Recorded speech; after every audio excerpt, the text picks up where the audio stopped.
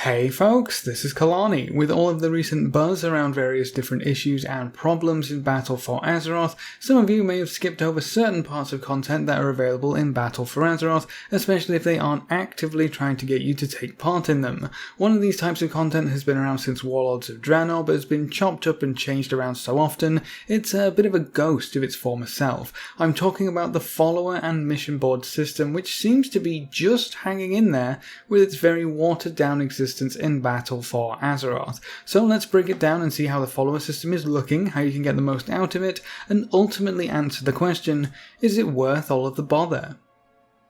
So the follower system has seen quite a few revisions at this point. Back in Warlords of Draenor, you had a whole army of followers who are basically no-name individuals who you found out in the world or recruited via the in-building to stack the gold increasing traits. You had to manage all of their item levels, various extra traits, as well as their base countering abilities. It was a lot of work, but if you put in the time and effort and kept on top of it, your mini-army could be an amazingly profitable system. Quite a few players weren't too happy with how much time they were spending in their garrison though, and the follower system was a lot of upkeep.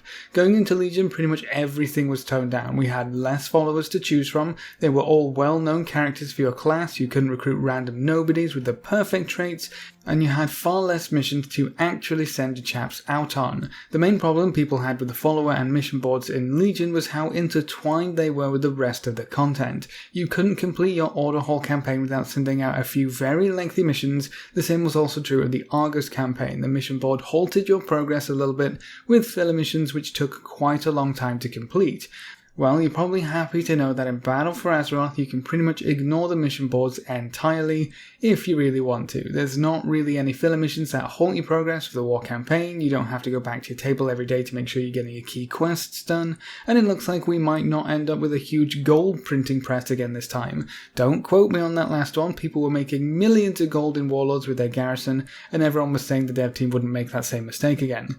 And then people ended up making millions from gold missions in Legion as well, so maybe third time's the charm. I'll keep my eye on the gold rewards, and if they start to spike up and up as we progress through BFA, I'll be sure to let you know. So what can you actually get from the mission boards in Battle for Azeroth? Are they even worth talking about? Well, it sort of depends on what you're looking for in terms of rewards, gameplay, and followers. The great thing about the mission boards in BFA is that you don't actually have to go out of your way to pick up any of your champions. They're just sort of along for the ride this time.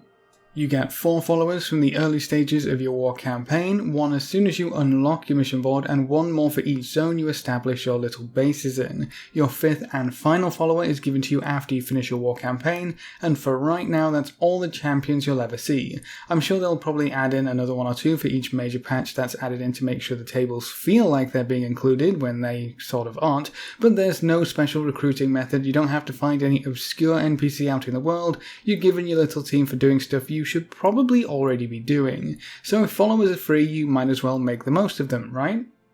Your minions or troops are also pretty different in Battle for Azeroth. Instead of having set troop types that you can recruit from different NPCs, you recruit troops randomly. The weird thing about this is that your troops are actually pretty important when it comes to countering mission threats. So if you don't get the troop you need to 200% a mission, it can be really frustrating, but you can always just recruit more after sending a few out to die. Troops all have 2 health to begin with and become a veteran when they come back from a mission, which gives them an extra bump to the success chance, which is a really nice touch. Apart from that, they're still just cannon fodder to help with the chance of success and to counter specific threats. Keep a full roster of troops and you shouldn't have too many problems. You can get a variety of rewards from your missions in Battle for Azeroth. There's artifact power, reputation with BFA factions, small amounts of gold, the new augment runes, and pet charms.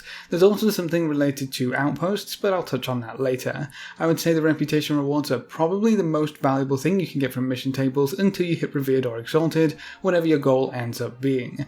They're basically a free world quest or 2, and you don't have to do anything except set the mission off and pick it up a few hours later. A few minutes every day and you could get a good amount of reputation, providing you actually get the rep missions. If you can get the bonus reward, it becomes even more worthwhile. After reputation, I would say the artifact power quests are the next most valuable, because we're going to need more and more AP no matter where we end up in game. It's another artifact power grind, and we're just along for the ride. May as well grab as much AP as we can, and again, missions make it incredibly incredibly easy to just pick up a few extra points here and there.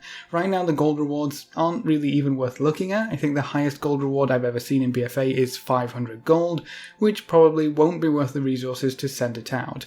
Augment runes come up rarely and might be worth snagging, and I guess pet charms could be worth going after if you're into pet battles, but I'll stick to rep and AP for now. And then you can play around with outposts, which require either Honoured or Revered with the Honour Bound or the 7th Legion, depending on your faction, and allow you to unlock missions to set up new flight paths around your enemy faction's island.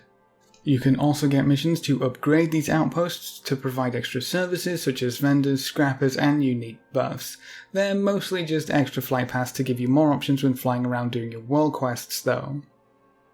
If you're interested in the usual raid cache type missions, I don't think we're going to see those at all in Battle for Azeroth. They were tied to item level of followers in previous expansions, and with follower item level removed, I think we'll see the removal of the raid cache missions as well. We haven't seen any so far at least, and we're halfway through the first week of Mythic. I guess they could pop up eventually, but with everyone having the same followers, at the same item level, and with gear not affecting counters or success chance in anywhere near the same capacity, I just don't think it's as likely to happen.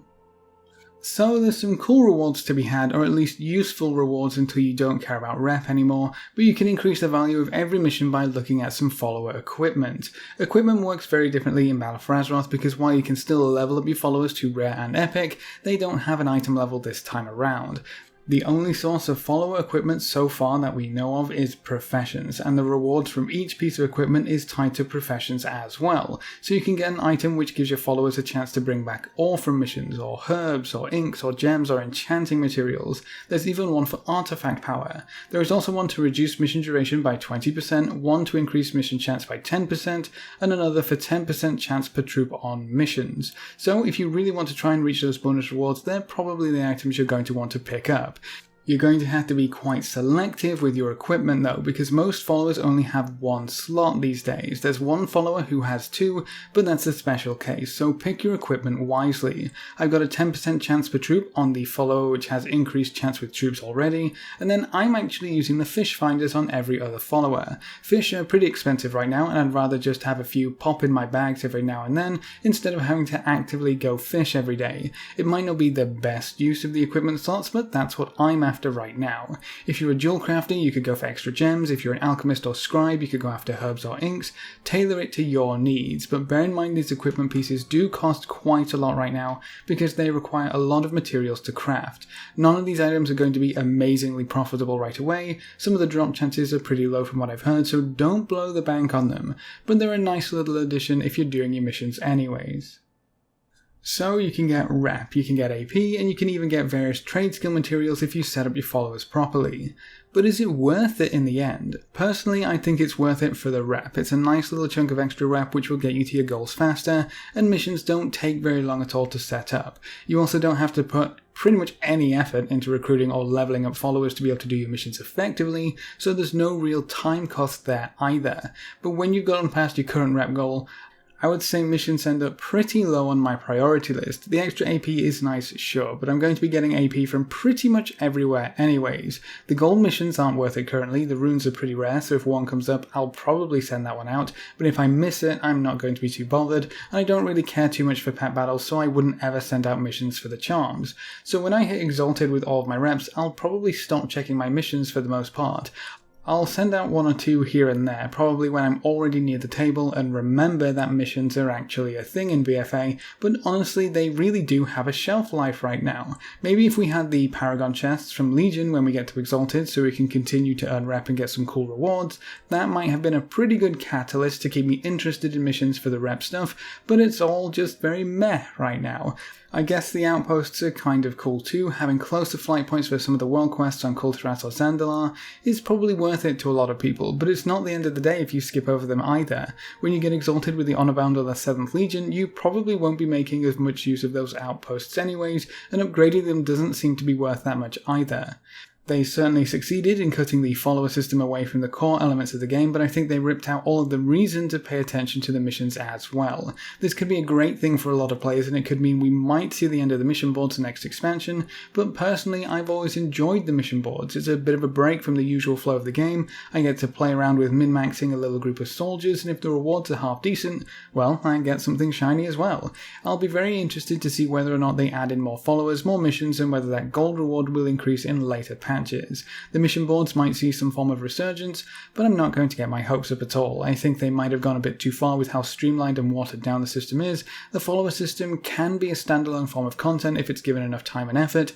It doesn't have to be fully integrated into everything else, but it also doesn't have to be a complete waste of time either. A middle ground would be nice, but for now I'll just keep checking for rep missions and hoping for some free fish. I don't see myself checking the mission board too often in a few weeks, but who knows, maybe we'll get another gold rush eventually. On the bright side, if we aren't using our war resources for missions, I guess I can save a bit of gold by using them for my weekly seals. What do you think about the follower system in Battle for Azeroth so far? Are you keeping up with your missions, or are you just not interested this time around? Leave all your thoughts in the comments section below. A big thank you to all of our supporters over on Patreon. You can see their names floating by on screen. If you want to join these lovely guys and gals, you can find a link in the description below. Remember to leave a like just below the video before you leave, and if you want to see more, make sure to subscribe. But apart from that, thanks for watching folks, good luck and have fun, and as always I will see you next time.